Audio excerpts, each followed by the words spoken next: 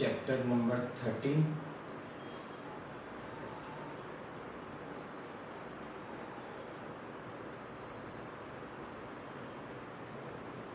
Statistics आपका chapter है ना। ठीक, स्टैटिस्टिक्स में क्या है, नॉर्मली जैसा अपन सबसे पहले अगर बात करें स्टैट्स हम लोग क्यों पढ़ते हैं, क्या कारण है हम लोग स्टैटिस्टिक्स पढ़ते हैं।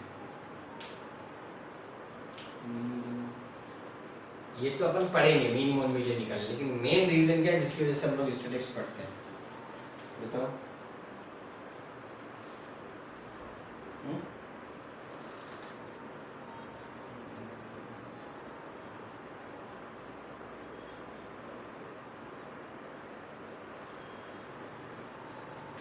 स्टैटिस्टिक्स का मतलब ये होता है आपका डेटा का ग्राफ या ट्रेंड क्या चल रहा है वो हमें पता करना होता है। स्टैटिस्टिक्स का मतलब ये होता है आपका कि जो आपका डेटा दे रखा है उसका आपको एनालिसिस करना है और ये पता लगाना कि इस डेटा से एक्चुअल में हमें क्या फाइंड करना है, क्या यूज करना है। जैसे मैं बताऊं, आप एक स्कूल में पढ़ रहे हो, आपकी गुरु नानक स्कूल के अंदर आप पढ़ रहे हो और आपके वहां पर 1000 बच्चे हैं, आपकी क्लास में 100 बच्चे हैं और आपके 100 बच्चों से पूछा जा रहा है आपका नाम क्या, आपका ये क्या, आपके परसेंटेज कितने, ये सब चीजें पूछी जा रही है। आप दिमाग क्या लगाओगे, या तो ये एज वाइज कुछ करना चाह रहे हैं या बच्चों की मेरिट के हिसाब से बताना चाह रहे हैं या सेक्शन के हिसाब से बताना चाह रहे हैं। मतलब आप ये बता सकते हो कि आपके पास बहुत सारे डेटाज हैं जिनको अरेंज करके एक रिजल्ट पे पहुंचना है, एक कंक्लूजन ड्रॉ करना है, तो वहां पर क्या काम आएगा आपका, स्टैटिस्टिक्स का। ठीक है, और स्टैटिस्टिक्स को हम लोग बोल सकते हैं यहाँ पर measures of central tendency, measures of central tendency. Central tendency का मतलब ये होता है आपके पास बहुत सारा डेटा है। जैसे मैं तो कोविड में भी लाखों डेटा थे, कोविड जब हुआ, क्या वो एग्जैक्ट डेटा थे, लेकिन उसमें से एक सर्टेन मेजर लेके अनुमान लगा दिया कि ये डेटा है। सेम आपके पास जो बहुत डेटा है उसमें से कोई एक डेटा रिप्रेजेंटेटिव लेके और बाकी की आसपास के रिजल्ट को फाइंड आउट करना है, वो किस में आता है आपका सेंटर। जैसे मैंने बोला क्लास में 40 बच्चे हैं, फ्लाइंग आई, उन्होंने 3-4 से कोई सवाल कर लिए और किसी ने आंसर दिया किसी ने नहीं दिया, तो उन्होंने क्या बोलते हैं क्लास एवरेज है, बिलो एवरेज है या अबव एवरेज। अपना उन्होंने जो स्टैटिस्टिक्स जो है, जो डेटा है वो उन्होंने नहीं दिया। तो वो क्या करते हैं, बहुत सारे डेटा का इंडिविजुअली वो आइडेंटिफिकेशन नहीं करते, ग्रुप ऑफ डेटा के बेस पे कुछ सैंपल ले लिए और उसमें से बता दिया कि ये जो डेटा है वो किस पर्पस का है, कहाँ हमें काम आने वाला है। तो वो सब कहाँ पता चलता है आपके पास, सेंट्रल टेंडेंसी। ठीक है, इसके अंदर आप 3 चीजें पढ़ोगे, एक पढ़ोगे मीन, एक पढ़ोगे आप मोड और एक आप पढ़ने वाले हो मीडियन। ठीक है, जब हम लोग मीन की बात करते हैं तो मीन को हम दूसरा बोलते हैं एवरेज वैल्यू। किसी चीज का हमने एवरेज निकाला था तो एवरेज वैल्यू हम लोग मीन को बोलते हैं। ठीक है, जब हम लोग मीन की बात करते हैं कि जो हमें जो डेटा है वो डेटा 3 तरीके से मिलने वाला है। एक डेटा आपको मिलने वाला है इंडिविजुअल फॉर्म में, एक डेटा आपको मिलने वाला है डिस्क्रीट फॉर्म में और तीसरा आपको डेटा मिलने वाला है, वो मिलने वाला है आपका कंटिन्यूस फॉर्म में।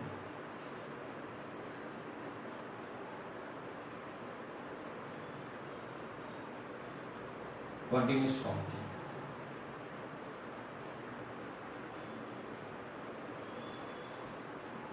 ठीक है।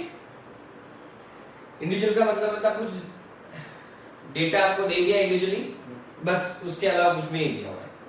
कहीं पर आपको बता दिया डेटा भी है और इसके इतने रिपीटेशन से, और कहीं पर एक आपको स्लैब बना के दे दी, स्लैब यानी कि ये हाईएस्ट वैल्यू है लोवेस्ट वैल्यू, इसके बीच में आपको मेजर करना है। तो वो सब किसमें आता है आपका, यहां पर सिर्फ आपको कुछ कांस्टेंट वैल्यूज दे रखी है। क्या दे रही है, यहां पर आपको दे रखा होगा कांस्टेंट वैल्यू और साथ साथ में दे रखा होगा नंबर ऑफ रिपीटेशन।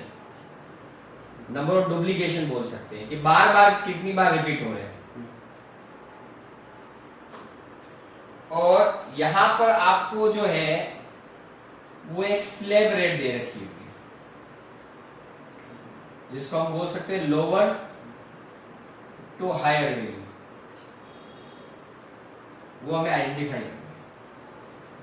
ठीक है, इस तरीके से आपको डेटा दे रखी है। इसीलिए इनको हम लोग अकाउंट्स की सॉरी मैथमेटिक्स की लैंग्वेज में बोलते हैं इंडिविजुअल सीरीज। क्या बोलते हैं? Individual series. इसको हम लोग बोलते हैं डिस्क्रीट सीरीज, और इसको हम लोग बोलते हैं कंटिन्यूस, जो हम लोग बोलते हैं। अब कैसे इसको हम लोग आइडेंटिफाई करेंगे और साथ साथ में इसको कैलकुलेट करेंगे और कितने मेथड्स हैं, ये सब चीजें अभी हम पढ़ने हैं। क्लियर? याद रखना। जिसको हम बोलते हैं अरिथमेटिक या फिर हम इसको ये भी बोलते हैं सिंपल एवरेज। ठीक है, और इसको हम लोग जो डिनोट करते हैं उसको करते हैं एक्स बार से। किसे डिनोट करते हैं? एक्स बार। मीन के अंदर सबसे बड़ी भी मैंने बताया था आपको इंडिविजुअल सीरीज।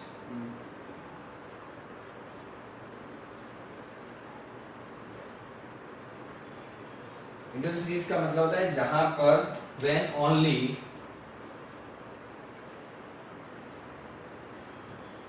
कांस्टेंट वैल्यू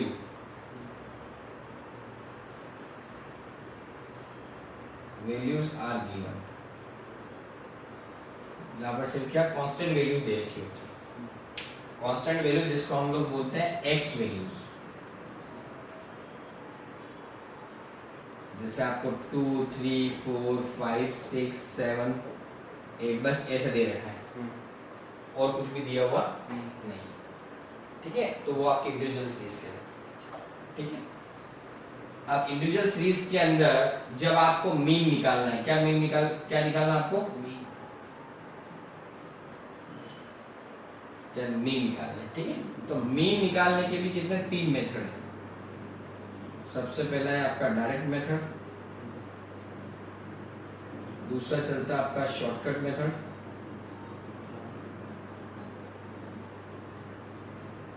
और थर्ड चलता है आपका स्टेप डेविएशन मेथड। कोई नया के अंदर मीन कैसे निकालोगे आप? एक्स बार मतलब होता है समेशन एक्स अपॉन स्मॉल है, और समेशन एक्स का मतलब होता है x1, x2, x3, x4 dash dash dash. और ये जो आपका n दे रखा है, n को हम बोलते हैं number of item, number of item. ठीक है, दूसरा होता है शॉर्टकट मेथड। कौन सा होता है? शॉर्टकट। इसके अंदर होता है a plus summation d upon small n। a का मतलब होता है अज्यूम्ड मीन, अज्यूम। d का मतलब होता है x माइनस a। x आपको क्वेश्चन में दे रखा होगा और a ये वाला है, उसको क्या करना है? माइनस। और n तो वही आपका नंबर ऑफ आइटम।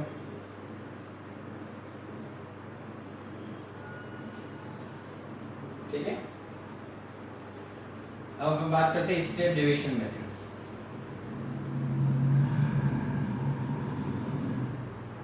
इसके लिए डायरेक्ट इंस्ट्रक्शन गिवन होंगे क्वेश्चन में।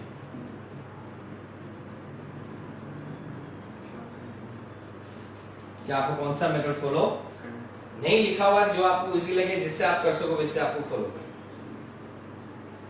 सेम यहां पर भी वही है।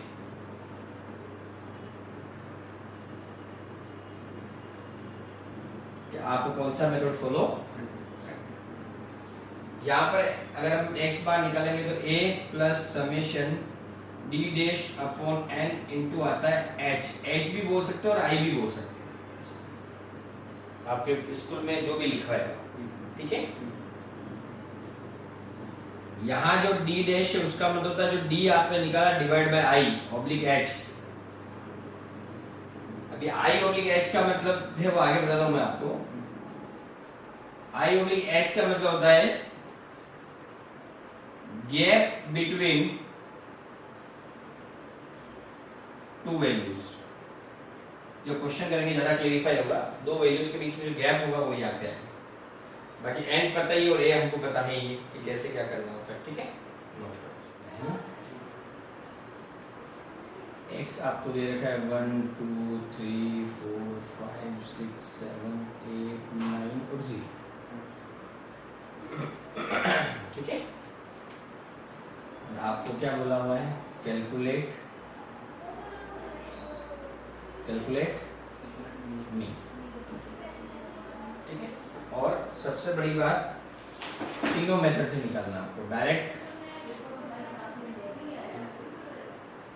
शॉर्टकट और तीसरा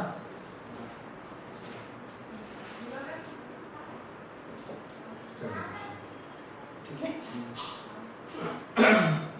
अब सबसे पहली बार डायरेक्ट मेथड,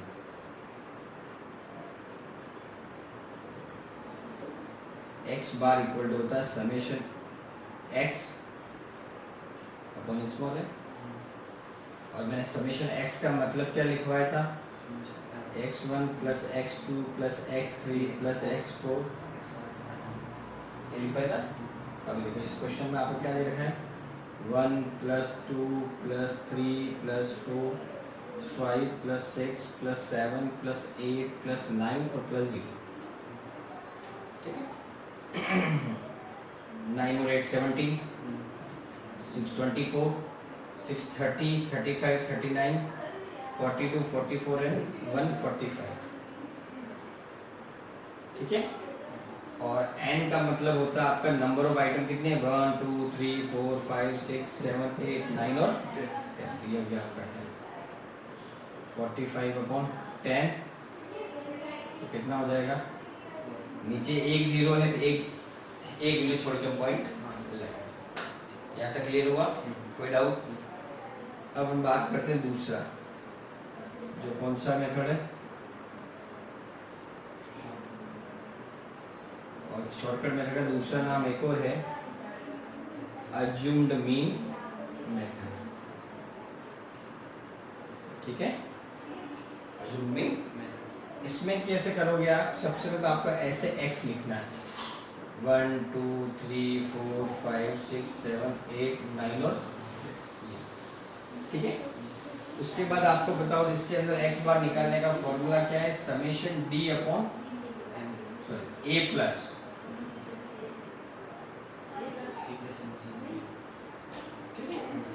आपको यहाँ पर क्या करना पड़ेगा, d निकालना पड़ेगा। d का मतलब क्या होता है, x माइनस a, मैंने अभी आपको, a का मतलब होता है कोई भी वैल्यू, नॉर्मली मिडिल की हम लोग लेते हैं, कौन सी लेते हैं, कोई भी वैल्यू को हम a मानना है। जैसे मैंने यहाँ पर मिडिल में a किसको मान लिया,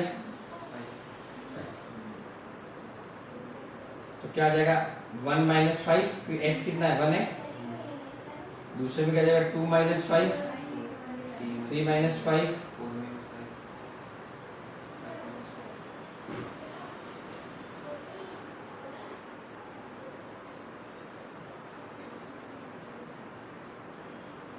ठीक है। ये आपका आ जाएगा -4, -3, -2, -1, 0, 1 2 3 4 और माइनस का 0 -5, ये 4 है माइनस के और यही चारों हैं कैंसिल हो गए। तो अगर मैं आपका समेशन डी की बात, समेशन डी का मतलब है टोटल, समेशन डी का मतलब क्या होता है, तो कितना आ जाएगा आपका माइनस, कुछ नहीं, वैल्यू पुट करनी, वैल्यू कितनी 5 प्लस समेशन डी कितना -5 अपॉन n कितना 5 प्लस माइनस क्या होता है प्लस माइनस 5 अपॉन 10 मैं कह रहा 0 था एक वैल्यू छोड़ के पॉइंट लगाना होता है एक वैल्यू 5 है 5 के आगे लगा दो पॉइंट अब 5 में से 0.5 चलेगा कितना बचा मेथड चेंज होने से ये आंसर कभी भी चेंज समय अब तीसरा मेथड हमारा कौन सा है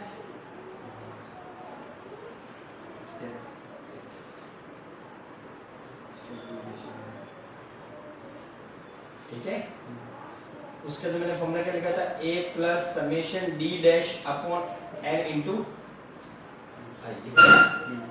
और मैंने बताया था d डैश का मतलब होता है d अपॉन i और i का मतलब होता है gap between two values gap between two values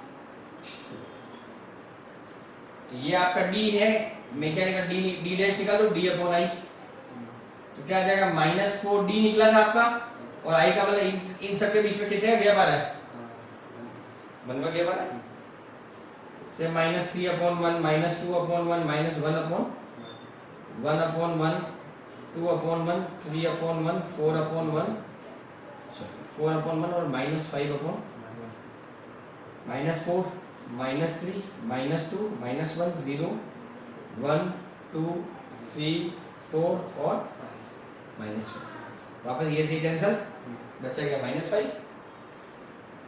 a कितना माना 5 प्लस समेशन d कितना -5 अपॉन 10 और इनटू i का मतलब कितना गैप गैप कितना है बन गया ये 1 में नहीं आएगा 5 इसको क्या क्या है पॉइंट माइनस प्लस माइनस क्या होता है माइनस ये माइनस ये प्लस है प्लस माइनस 5 अपॉन 10 0 कितनी है एक वैल्यू छोड़ के क्या लगा देंगे क्योंकि 5 को 1 से मल्टीप्लाई करोगे कितना आएगा तो कितना आंसर आएगा तीनों मेथड सेम अलग अलग है लेकिन आंसर और हमेशा यही होगा मेथड भले अलग हो जाएंगे लेकिन आंसर कभी भी चेंज नहीं ठीक है